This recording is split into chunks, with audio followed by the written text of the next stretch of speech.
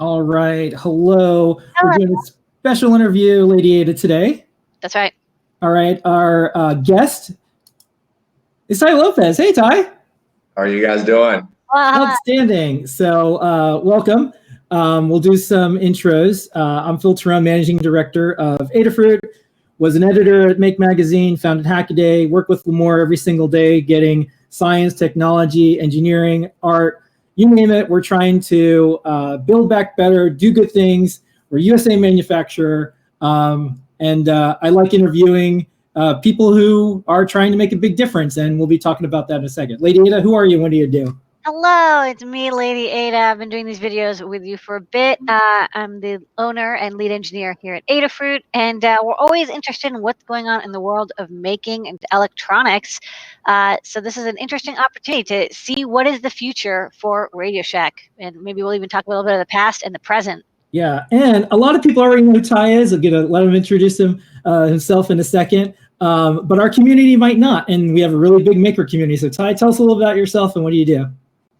So yeah, I mean, I've been an entrepreneur kind of all my life. It was I didn't even know I could do something else really. I was born my dad was in prison when I was born. I had a single mom. I was always kind of entrepreneurial and started actually on a farm with a guy named Joel Salatin. And who talking about building stuff, I learned how to, a farm is a place you dairy rig everything electronically, whether it's fixing tractors or wagons and all this stuff and making little devices. So I've always actually liked that. And what I do now, I've done a lot of stuff, social media, people knew me. I like cars. I've always liked cars from a little kid. Liked not necessarily fancy cars, but I like fast cars. So some people know me for videos on Lamborghinis. I was going to say, let me just give you some kudos because, I know the Lamborghini video, saw it. But, we always like to say we are what we celebrate. And the fact that you put a library and books with a fast car, because those things are connected. If you have a lot of knowledge and do a lot of good things, entrepreneurship, like those things go hand in hand. And you never see people say like, well, how did you get that car? How did you get here? And I really like that you tied that together. And I know people decided, hey, I'm going to start reading more.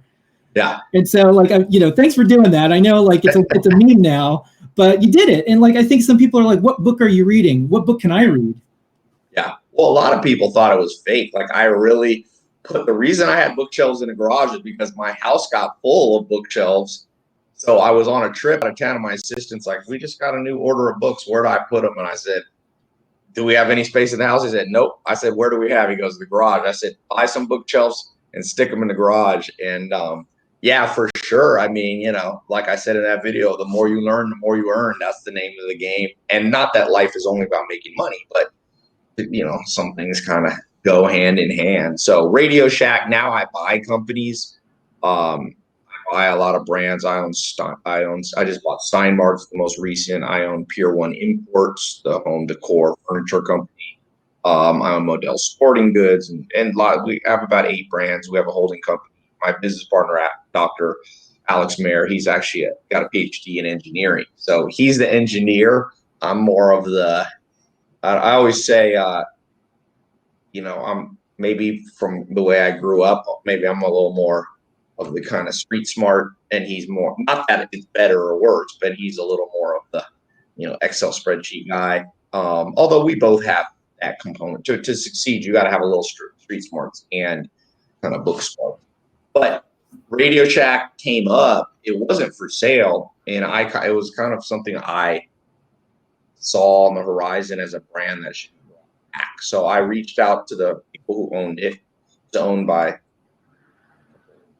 really rich guy and a few of his business partners, and I just kind of cold approach investment banker friend, said, hey, would you be willing to sell RadioShack? And RadioShack in the last 5, 6, 7 years has gone through bankruptcy and this and that. And so they were, interested, and I flew out to meet them, and we were able to come to an agreement. And, why I like RadioShack. So I grew up, my mom got remarried when I was older. Stepdad, who became a software guy, and he was really into computers. We had a K-Pro. I don't know if you remember what a K-Pro was, like an old school. And my friend had a Commodore 64, and I remember the Tandy RadioShack computers back in the day. kind of obsolete. So I know, I mean, at one point, RadioShack had 8,000 stores in just the United States. So you had to be living under a rock or really like 12 years old now to not know RadioShack. And so I like the thought of these iconic brands, which are really, you know, depending on how you count the age of RadioShack, it turns 100 years old this year. And there's kind of, to me, it takes a long time to build a brand. And once you have the brand, to just let it kind of decay, it's almost like a beautiful building that you don't keep the roof on it. I think a lot of the people that owned it in the past, you know, there were some issues with CEO and all this complicated things going back a decade ago. But the brand itself has still always been loved. And when we announced on Facebook that we're buying this brand, it was crazy. I mean, there was a lot of people just reaching out saying, wow, this is awesome. Thank you for bringing back this brand. Now, how we'll bring it back, you know, I don't know that the world will allow us to bring it back exactly as it was 10, 20 years ago, just because people don't go to stores as much. Yeah. So. And why would you? Like, there's a lot of things you can leave in the past, and like, what's the future of e-commerce? Yes. And you're actually clicking off all these questions I was going to ask you. What do you make? Why RadioShack? And, you know, what are you going to do to build it for, like, what is this next version going to be that's going to make it successful? So keep going. So what are your plans for this new RadioShack? Going to keep the name? Going to keep the logo? What are you going to do with the store? Oh yeah. I can't imagine we changed the name or the logo. Those were never the part that was broken. I mean, it does have the word radio, and maybe radio but I mean, you still have Sirius XM radio. Like, yeah, it working out for Radiohead. Yeah, Radiohead. You have podcasts are basically pre-recorded radio. You have the new social media app Clubhouse, which is in effect is just live user-generated radio. I don't think that's the weak. I think honestly, it's just like a building. You know, one person takes care of it and the other person doesn't. It's not the building's fault. It just, if you don't take care of a brand, it's going to fall into decay. So I think what we're going to do with RadioShack, whenever we buy a brand, we have kind of a system where we test a lot of it. Because if you only listen to the people who talk the loudest on social media, they don't necessarily represent your customer base. So we're still in that. We've only owned it for a couple months, or not even 2 months. Closed in 2020, I think we closed around Thanksgiving. And so for us, it's like, what do people really want? And I think what we're seeing, we still have 500 stores open. We licensed the name to 500 stores. They're not big stores. They're more like store-inside stores across the United States, kind of small cities. You know what's funny? What people really like so far? We haven't had time to test. People love a RadioShack T-shirt. Believe it or not, it's like so nostalgic. It's just like selling like hotcakes. Oh yeah.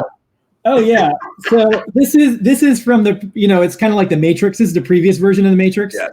So we were part of the previous RadioShack launch, and it's funny. There's so many memories. In fact, that was one of the things I wanted to ask you.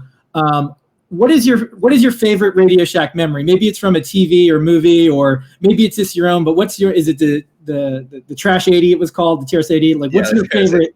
What's your favorite RadioShack memory? Because this is why people buy the shirts, and they have something that's so special that's part of their life. What's yours? You know, I have a stupid one. I remember RadioShack batteries for some reason. Like when I think back, and that's one of the things I'm working on bringing back. It's not a very sexy story, what I remember, but I remember for some reason, I don't know if it was my mom or somebody, we had RadioShack batteries. I also remember I lived some of my life in Raleigh, North Carolina my last teenage years. And there's a big mall there called Crabtree Valley Mall. And I remember for some reason, going, the RadioShack was like right on the upper floor, right? And I would go in there and just dink around and look at stuff. So I kind of have that, you know how nostalgia blends in with your childhood. And I liked that mall was like a cool place because I was like 15 and that's where all the cute girls went. So I'd be like, Mom, I need to go to RadioShack, even though I didn't need to go to RadioShack. I just want to be able to get permission to go to the mall. So right on. Maybe that's my nostalgia. I used RadioShack to try to improve my dating life when I was 15. So I'm doing a little screen share. So the last time RadioShack launched, Adafruit, us, and RadioShack did a battery thing. And we had this thing called AdaBox, where it's a subscriber service. It would send out kits and electronics to makers. And so I put this card in. And then, we filmed this video. Lamore went to the store. Our Adafruit stuff was there. I'll talk to you about that in a minute if you have plans for that. And then, we were able to get the free batteries. And this is a big memory that a lot of people have. But, batteries could be lots of different things now. It could be a USB charger, it could be all sorts of things that just give you power. It could be where you pick up your Tesla, it could be, or your big like power grid or solar panels. So it seems like a lot of people have that. So the question, of course, that our community asked us to ask you is, do you think you're going to stock, electronic kits like, the Adafruit ones in the past or other ones? Have you heard any requests from people that they want like electronic kits again, pick up resistors? What are your thoughts on that? Yeah, what we want to do, totally interested in that. We want to like empower other people. So we see RadioShack as not just a proprietary brand where we just manufacture our own stuff and sell it. There's so much stuff in electronics. Is it possible for us to build core competency in every area of electronics? This is too big. I'm working on building. I have a farm in the middle of an Amish community, and they're building me a log house, and I'm going to make it totally off the grid. So you have solar. I'm going to do. There's a river that runs through it, and do a water turbine. Like that's a whole core competency. Just understanding how to put a house off the grid. Then you have, like you said, the more traditional maker, making your own stuff at home. So what we'd like to do is partner with people like you and just say, if you know how to do it, use RadioShack as a launch pad for you to sell your stuff. We'll take a cut. It's a little bit kind of how, Etsy does it. Etsy is like people can sell their stuff and Etsy takes a small piece for running the website and helping. We can help with shipping and all that. But I think one of the problems that got RadioShack into bankruptcy is that if you try to figure out everything yourself as a brand, it's just too hard. I mean, even Amazon, some people love it, some people hate it. But the smart thing Jeff Bezos did is they have 600 million SKUs. He didn't try to manufacture them all. It's just too hard to figure out 600 million SKUs. Not that we're trying to be. So you're thinking more of like a drop shipping consignment model.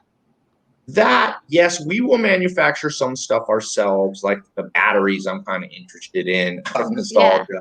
But certainly, yeah, that's kind of how Etsy does it. We also, if you're familiar, we can ship for people. So let's say a manufacturer doesn't want to be in the drop shipping, they get shipped to our warehouses. If you're familiar with Wayfair, I don't know if you know Wayfair for furniture. So it would be consignment selling. Yeah, consignment, and we will have some proprietary, but not. I don't think. I mean, how many electronic SKUs do you think could be? I mean, it could be tens and maybe 100 million SKUs. For you guys, I don't know, maybe like 10,000. Yeah, but I'm saying for in the world of electronics and building things, the amount of devices. Yeah, I mean, like if you're like DigiKey, we partner with DigiKey. They sell components. I mean, they have like maybe 10, 20 million SKUs. Exactly. Yeah. Yeah.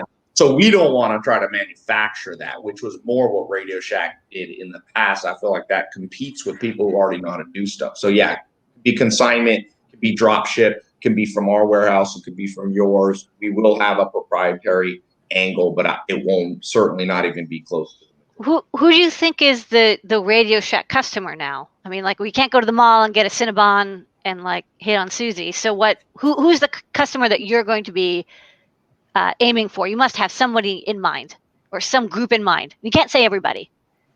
Yeah, certainly not every. I mean, it's a slightly older brand. If I talk to teenagers, a lot of them, there's no brand recognition. So I would say it's, this is a tough question because part of me wants to say rural, and then a part of me wants to say it's more like the stores are a little more based. The dealers that we have now, the 500, they're a little more rural. Yeah. But certainly, I think that's not a good generalization. I would say our audience is over 30, for sure, 30 plus. Yeah. That's one thing. It skews more male. Not because I'm just saying the past. I don't know if we can change that. It's been more male. I'd love to have it 50-50 male and female. And so we'll see if we can push that up. But that's been, I'd say 30 plus. I live in Europe part-time. The brand names died down a little bit globally because it's for sure a global brand. So there's Latin America. It's pretty big still. Yeah. Somebody else owns the right. We don't own Latin America or Middle East. So we have the whole world besides, but it's died down a little. So we're going to start with the United States simply because the brands was the strongest there and still is, but I would like to introduce it. What do you think people associate with the brand? Because you keep talking about the brand and you want to keep the logo. So what is it about the brand? What is it that this customer, when they are going to choose between shopping at Amazon or shopping on RadioShack, what is it that RadioShack has that's that value? What's that proposition that you're going to be bringing? Yeah, that's a good question because that's the $1 million question. I don't know that answer. If I knew the fucking answer, I'd tell you. But you, because you know. Lamore's really good at engineering and really good at electronic business. So you're getting a good question from, this is what this is tough. No, I mean, like everyone always says to me, like, how you compete with Amazon? And I have my own answer, which you can interview me later and ask me. But no, I mean, it's a good question, right? This is the ultimate question: is given that there already is Etsy, and there's a bunch of other companies that kind of do this consignment, crowdfunding. Half consulting, half consignment, half crowdfunding, half manufacturing, half dropshipping, right? They do exist. You may not have heard of them, but they are out there. It's a tough biz, right? There's not a lot of people manufacturing original electronics in the maker market, at least. And the people who are doing mass manufacturing, again, they kind of just go to Amazon. Like if you think of the Anchors of the world, not anchors like sailing, but ANKER. Yeah, I'm familiar with it. Yeah. So we get asked, when we were going out and buying brands, every brand we bought, people who want to invest with us, especially institutions, which we don't really use institutional capital, but they all say the same thing. Tai, I don't think you're going to be able to compete with Amazon. My answer to that is, number one, Amazon's not 60 or 70% of the market. It's not like Google, where Google search engine is 70, 80%. It's pretty tough. So what I think happens with Amazon is, one, people like a curated experience. You can get so big that curation it's kind of like when I go to buy books. Okay, that's the main thing I buy on Amazon. So I'll speak to that. When I go to buy books on Amazon, it's almost confusing because yes, they recommend other books, but if it's a subject I know nothing about, like if I want to buy an electronics book, I feel like sometimes the reviews are skewed, and I guess I don't trust it as much. Yeah, that's why they bought Goodreads, right? So they would own that part of the. We're in the same boat. Why buy stuff from Adafruit versus Amazon? It's because we have videos, curation. Yes. You have Lady Ada. We have guides. We have all that. So I had a feeling the answer might be the same. RadioShack can add curation and more. Can add curation. Can add community. And I'll tell you, people still like dedicated experiences. We've proven it. We bought, Dress Barn is a big female clothing company. When we bought it, it's doing $700 million. We're people still buying from us, even though some of the stuff they buy, they could get on Amazon. People, like the way human psychology works is we silo things. There's a saying that my mentor used to tell me, he said, Tai, you could be a nudist and your friends will give you a pass. They're like, oh, Tai's a little weird. He's becoming nudist. And you can be a Buddhist and your friends will give you a pass. Oh, Tai's a little weird. He's a Buddhist. But you can't be a nudist Buddhist. You're too weird. And so I think what Amazon does sometimes that Adafruit or RadioShack can beat them at, it's too many things. It's trying to be everything to all people. And people don't. And you can see it in the statistics. For a search engine, yes, we will monopoly. You can have a monopoly search engine like Google. But when it comes to our life, because RadioShack is going to fill up our living space, we like to go to siloed places. All right, I'm going to get my batteries here at RadioShack. It sounds insane and it sounds counterintuitive. Look at the statistics. I mean, Amazon is not 50% of the e-commerce market. Best Buy is still a huge online experience in the electronic space. Now, I think there is a place, and this gets controversial, where there is a place for RadioShack to be on Amazon. And I don't know, I don't know what you think of that, but what's your thoughts of that? Yeah. So here's the way we did it. We have 2,000 distributors and resellers, and we have a couple of them in particular that love putting our stuff on Amazon and want to do that type of fulfillment. Adafruit as a company, we want to focus on new product development, and like all the requirements for dealing with Amazon is so much. So we just work with a partner and we do that. So you can buy pretty much all of our stuff on Amazon. We can focus on our things. And I think like Amazon.com/RadioShack makes so much sense. One of the companies that we grew up with is called Arduino. And you're going to hear about this soon because you're going to have to, everyone's going to say, we want Arduinos. So Arduinos are little development boards, and Arduino has now moved most or a lot of their store to Amazon because it's just really easy to put stuff in, and they have specific products. So if you're going to work on RadioShack branded batteries, RadioShack branded headphones, a lot of the things that people might be familiar with, I think do it. Don't let it distract your core business. Right. But why not? If there's something on Amazon, but I know for a fact Amazon is not going to do the type of product development that Limor does. And also when people want an experience, they're not going to go to Amazon for it. They're going to go to Adafruit for it. But so that's how we figured it out. I like your model where you're going to have lots of different distributors that can, do the drop shipping. And this analogy of kind of the Etsy of what RadioShack did, that's a neat idea. Back in the day when we were doing Make Magazine, we wanted to figure out a way, makers are making stuff, small to medium businesses are making things, IoT things. If you want a little device that sends you a text message when your basement floods, that's not really something that you go to Best Buy for. It's like this other type of IoT device.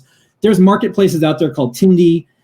There's other things out there, but having RadioShack as part of that is a good idea. And one of the questions from our community that they asked me to ask you is, once you get established, are you interested in stocking some of those things? Open source hardware, celebrating the community.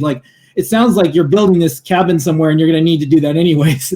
That's what I see. Yeah. Like me personally, the electronics I'm super into is all the things related to kind of living off the grid. That's just my personal thing. Not that I think I don't know that's not the majority of RadioShack customers. My business partner, by the way, he's super nostalgic for RadioShack because he worked at NASA. He's a PhD in engineering, and so he aerospace, and so I think that's right.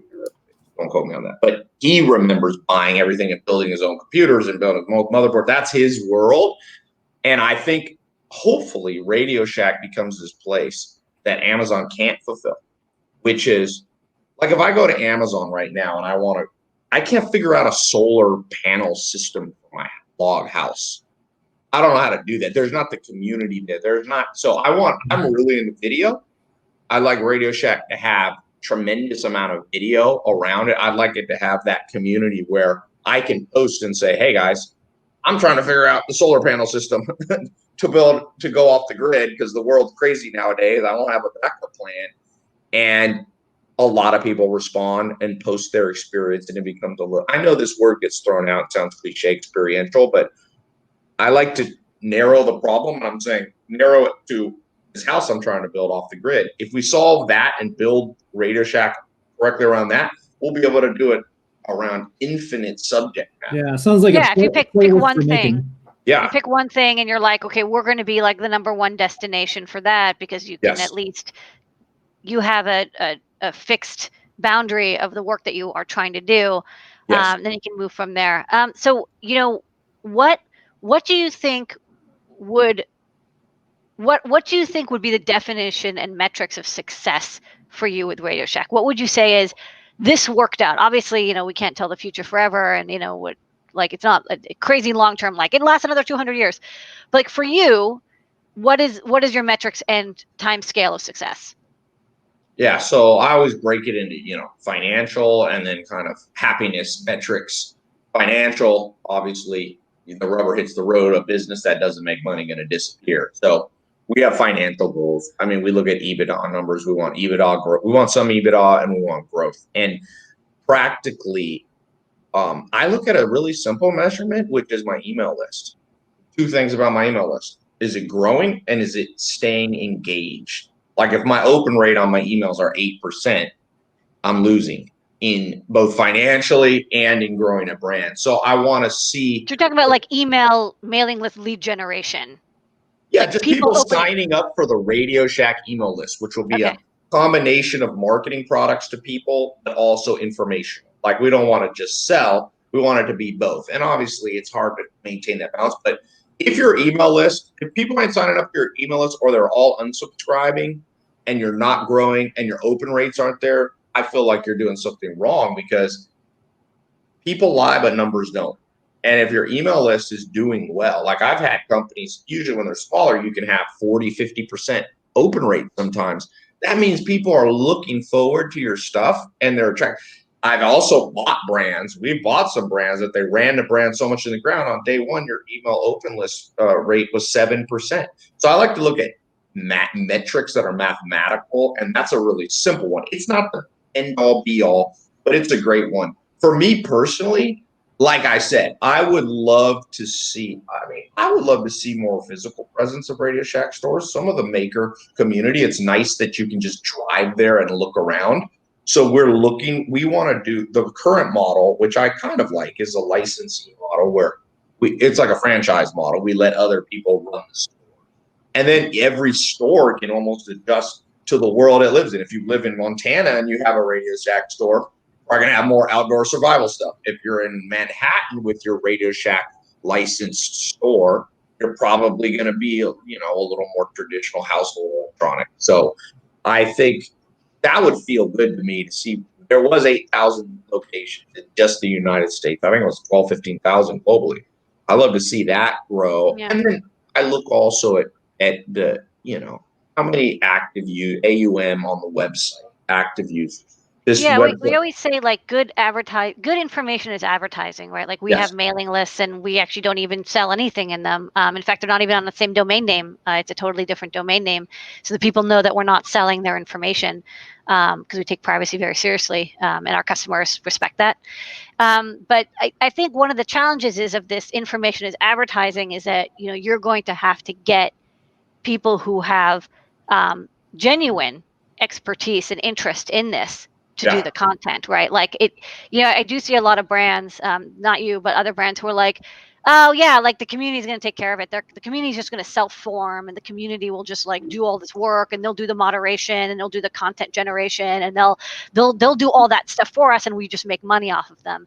And that always just doesn't work out. So how are you going to get that quality, genuine, authentic expertise, paid expertise to help you with all this good information that is going to be your advertising? Yeah, you're a content creating monster, Tai. Like, how do you find people that have the like those passions? Is that going to be part of, okay, we're successful when we're having this many like electronic influencers, they're making how-to videos and they have like. Yeah, I think it's a fine balance. I think good content creators should be paid. Sometimes you just pay.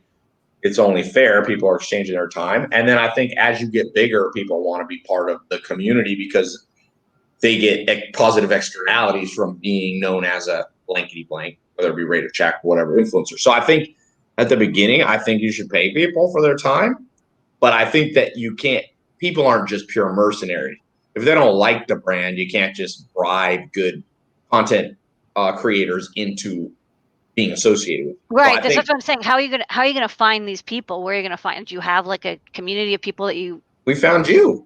I don't work for RadioShack. I know, but there could be, like you showed in the past, there's probably things we could do together if you're interested. I mean, it look like I said, but who knows? I'm saying like there's a full-time job, somebody to maintain. Like you said, you want to have like these newsletters and this information. Yes. Like it's a full-time gig. Like me going in and like taking a couple photos. That's not the same as writing full tutorials about how to pick the best solar panel. That's a good question. So we have a jobs board that makers, they put their skills up or companies look for stuff.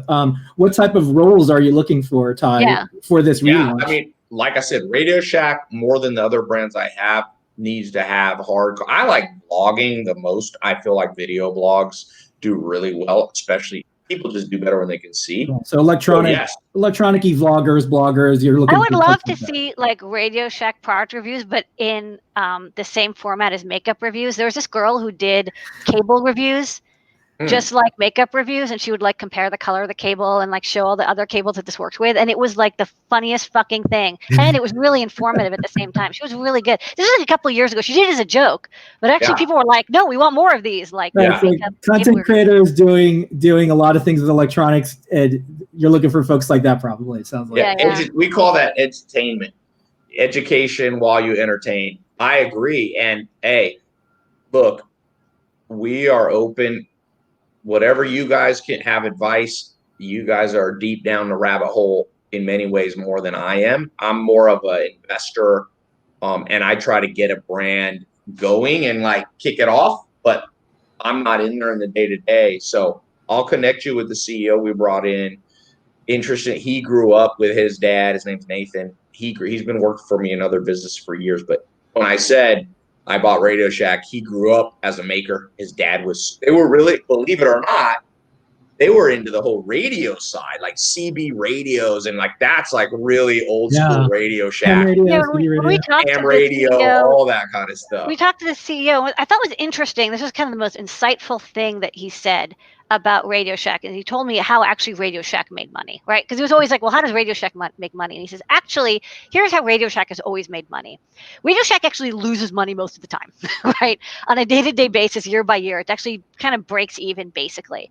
And then every decade, there is this one breakout product that only Radio Shack has. CB radios, satellite TVs, Tandy computers, boom boxes, whatever it is, like Sony Walkman, right? There's every decade, there was this one product that was such a massive breakout hit that it would like basically make all the profit that would let them last until the next breakout hit. And that was how Radio Shack ran basically until like the 90s. Yeah. I think electronics, if you look at even Elon Musk, it's like, you grind. He's certainly a maker. You grind. I remember in 2008 reading an article in the New York Times and be like, Elon Musk, this guy's an idiot. Like he raised $3 billion in debt and he's going to lose it all. But then you get the smashing breakthrough, which he has now with Tesla and Solar City and SpaceX and all this stuff. So I think Nathan was right. Hopefully we don't have to wait a decade to find a product. No, it wasn't like you have to wait. It's just like it just happened, right? Yeah. But like Radio Shack was always. They were really edgy, right? Like, they would have scanners, right? Which are like, they're not illegal, right? Radio scanners are totally legal to have and use, but it's always just right on the edge of like, kind of like noir electronics, like a little bit edgy, a little bit, like it feels like it should be illegal, but it isn't. Yeah. And I think that it was ironic because Radio Shack is like a wholesome brand, but really it isn't. It's a little bit of like a hackery, like underground. Yes. I'm breaking the pin pad on Terminator 2, and I'm going to like, steal the. Probably need a Radio Shack hacker forum. That might be. I mean, like that's what like I would buy stuff to like make free phone calls from Radio Shack, and that's what most people did when I was a teenager. So I mean, it's basically a place you go to get the parts to do crimes, right? Which is fascinating, I think. As long as we probably can't advertise it that way. It's like Radio Shack, we're back, where you can get the parts to do crimes. But like, think about like how catchy that is. All right, well, we do have to wrap up soon, right? I also, so before we go, I have one more thing that you can help clarify. You're the one person who can say this is for sure. So we've been part of different iterations of Radio Shack. We're always going to help Radio Shack. We love this, American brand. And so the previous CFO gave us a present, and it was a bunch of Radio Shack's. They were stock certificates. So we posted a photo of this, and everyone said Adafruit bought Radio Shack. So can you please tell everyone we do not own Radio Shack? We just like them a lot. Yeah, you're not putting this on me. I'm not responsible for this company.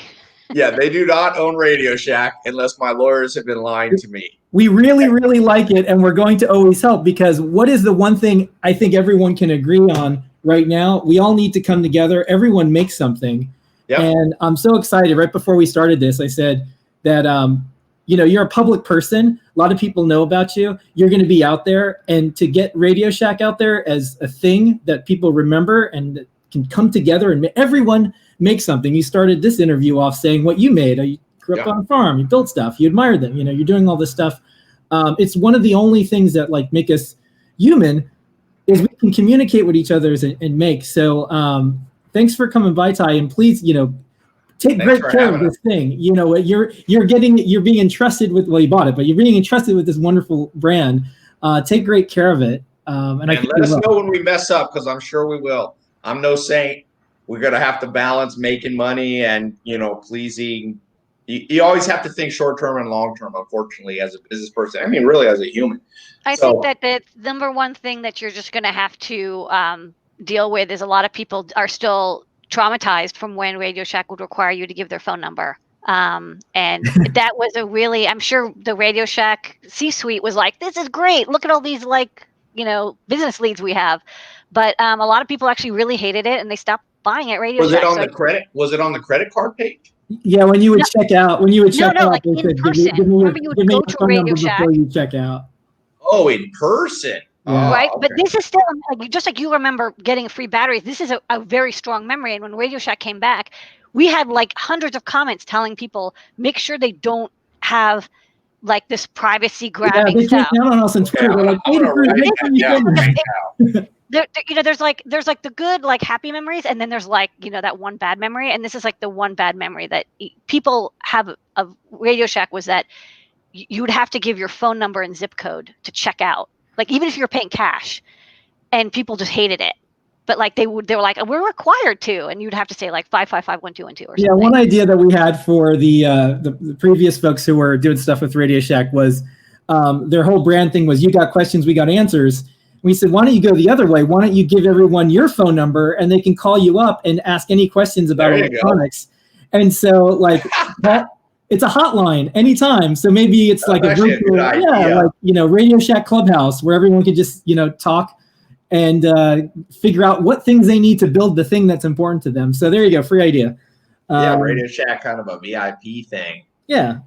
Yeah, that's an interesting, well, I'm glad I did this call. I learned lots of stuff. I probably learned more than you learned from me. Well, you know what? We're all, this is the open source way, and like we want to see RadioShack succeed. So with that, so we don't own RadioShack. Got that cleared up once and for all. And it sounds like you have a lot of work ahead. We're gonna post up this interview, and then we're gonna be talking with your team. And as there's job openings, as there's things for makers to find out how to stock their stuff, you know, we don't quit, we don't rest. We do this. This is all we do. We're not at the factory right now. We go back each night because we have to wear masks and all the PPE stuff. But we're gonna do everything we can to hopefully get more making out there to more people. And RadioShack's a good way to do it. Awesome. Well, I appreciate you guys having me on, and let's do it again sometime. All right. Thank you so much, Tai. Thank you, guys. All right. Bye.